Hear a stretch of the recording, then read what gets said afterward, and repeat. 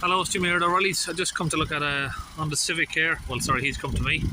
It's a 2.2 ID Tech, and the DPF filter on this is right here, so it's easy access.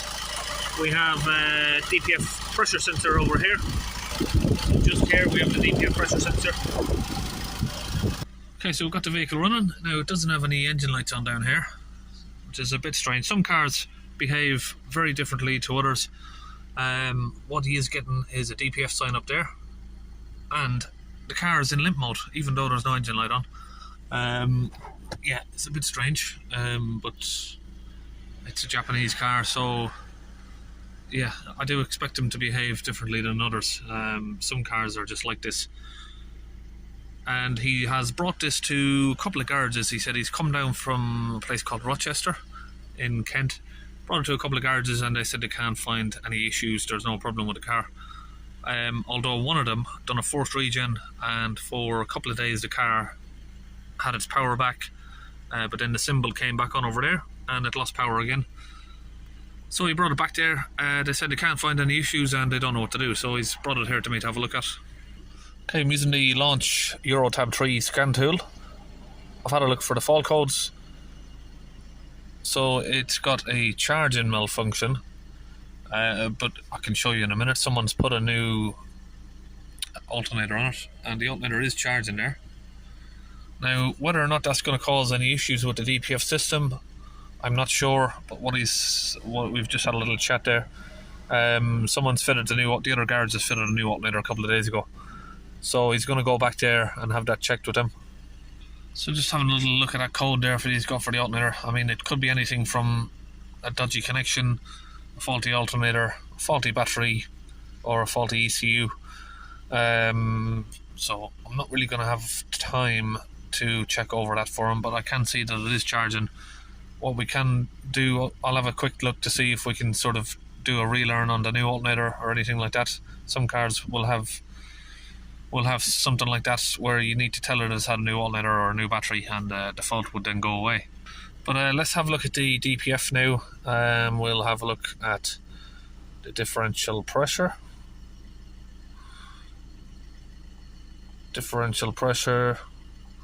We had a look at coolant. We've already had a quick look at these items already. Coolant temperature, and a couple other items we'll tick off. Okay, we've got the live data up. We're just going to give the car a few revs. So you can see there, where's the rev clock? It's under here.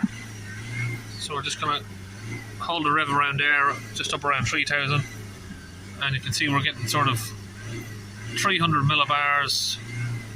Temperature on the coolant is 88 degrees, so it looks like that's working okay on the thermostat. Exhaust temperature is increasing as we accelerate it.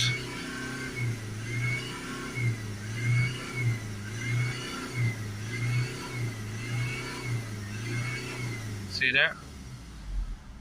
So we let it idle. Got around 36 millibars of pressure on the DPF. So the DPF is just slightly blocked. It's got 300 millibars on revs, 36 on idle. As far as I can see, just a DPF clean should sort the issue out. But the alternator charging issue is going to need looking at for me to have a clear conscience that it's not going to return this issue. So I'll try and have a quick look at that, see if I can do any resets on it. But if not, it's going to have to go back to the garage who's fitted the new alternator down there, and obviously have them look at why it's still got a fault there after they fitted that. Okay, so we've got some Launch UK cleaning fluid here. We're just going to mix up some of that into the pressurized gun here, and then we'll connect it up to the compressor, and we'll get that sprayed into the DPF directly.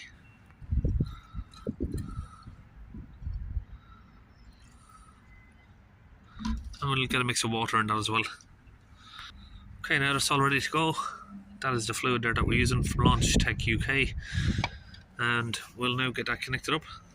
So if we come down here to the DPF pressure sensor, and we use little angled pliers here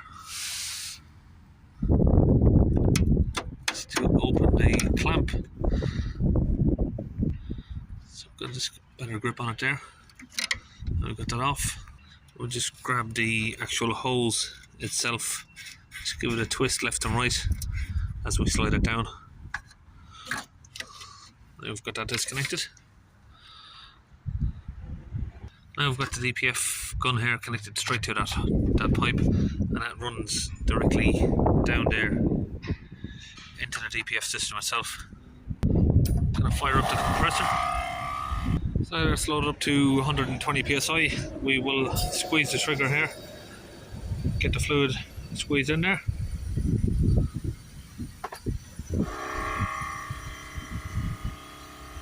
So I'm just going to squeeze the trigger until all of the fluid's gone. I'm just going to put it all in one straight dose. Okay, now that's all emptied out, we can now remove the cone there. You get that out. Might get some of the fluid coming back out.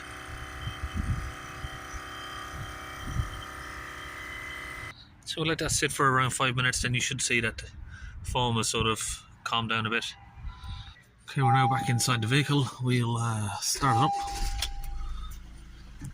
Sometimes the pressure, will increase a little bit while the fluid's in there. It should start rapidly coming down now. Okay, we'll hold the revs back up like we did before, up around sort of 3,000 mark. See there, we're smoking.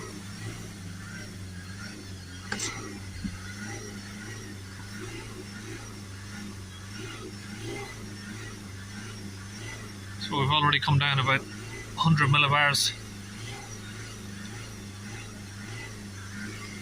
We'll hold it steady this time. Now just hold it steady, so we can keep a better eye on the pressure, how it's coming down.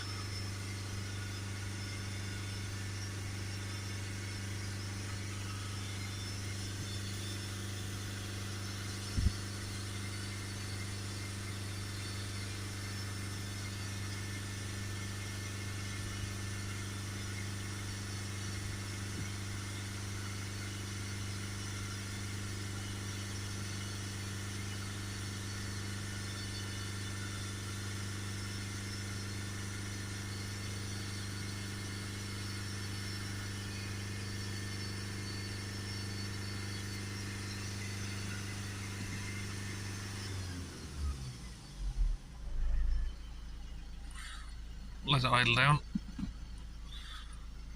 So we're down to around about 12 HPAs there. Accelerate it back up.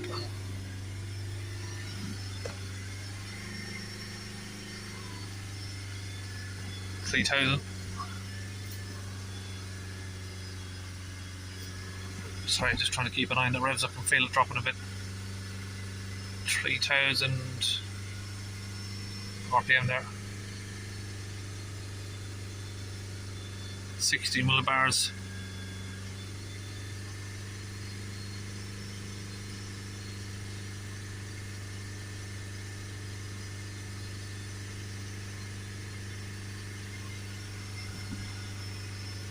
It's still coming down a little bit.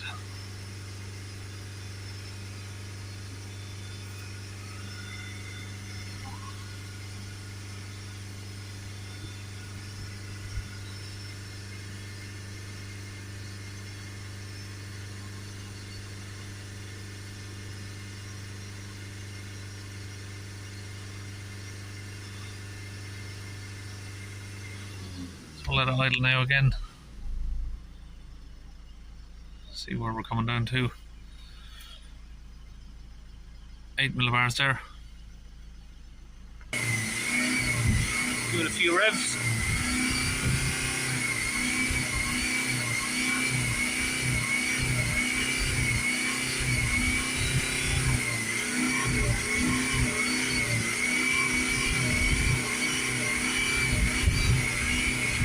Okay, so now we're happy with the live data on the DPF. We're just going to have a quick look around, see if there's anything we can do to reset the alternator or sort of program it in.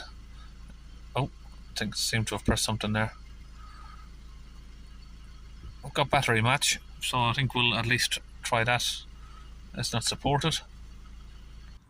Okay, so the other garage has changed on this. It's had a new battery, it's had a new alternator.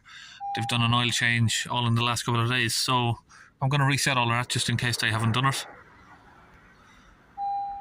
So we can see there that the remaining life of the oil was 0 days and 0 miles, so it hasn't been reset.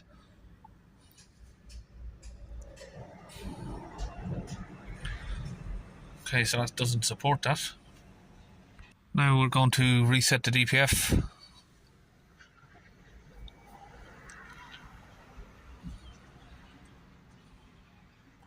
Okay, at least that's worked. We might have to reset the service manually somehow. We'll find a way to do that in a minute.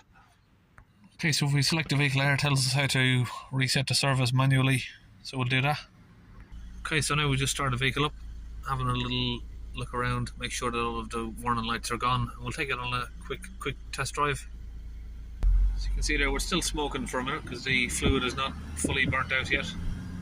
But if we put our foot down, you can see that the power is returned on the car. Okay, we've just come back from a test drive here. We're just having a look at anything about that we can see still about the alternator. So you can see, you can do a test there on the alternator itself. You can switch it off. You can see it drops down to 12.5. Switch it back on, goes to 14.5. So it seems to be working okay. I don't know why it was given that fault, but we cleared the code before the test drive. The code hasn't come back, so we haven't got any fault codes now. DPF pressure is down to 8 millibars, and that's it. We should be all good to go. Okay, so that's it. We're all finished on the Honda Civic. We'll see you on our next video.